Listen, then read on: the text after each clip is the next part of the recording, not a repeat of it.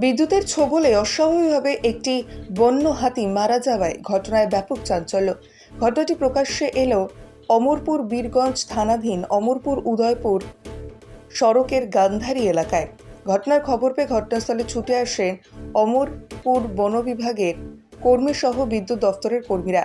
প্রাথমিক ধারণা অনুযায়ী জানা গিয়েছে, উচ্চ ক্ষমতা সম্পন্ন বিদ্যুতের তারের সংস্পর্শে হাতিটি মারা গিয়েছে, এমনটাই জানান এক বন আধিকারিক।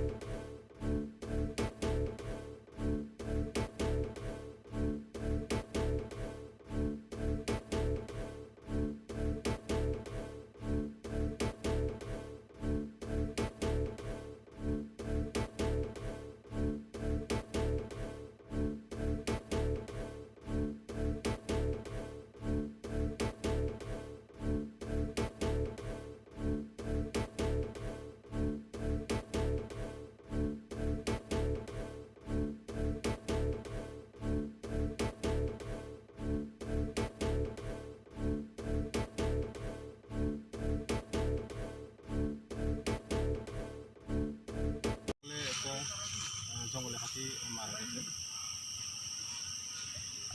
স্যার এটা কি পালা হাতি না বন্য হাতি স্যার? বন্য হাতি। কটার দিকে খবর পাইছেন? আমরা 9টা 10-15 এরকম। এখন কি করা হইবে তবে? এখানে আমরা হাই অথরিটি তার কাছে খবর দেওয়ার পর তারা আইতেছে এবং সকালে একবার আইতেছে। তখন বিভিন্ন সিস্টেম আছে, যে ডিপার্টমেন্টের যেটা রুল আছে, এই রুল অনুযায়ী আমরা এইগুলি এখানে করি।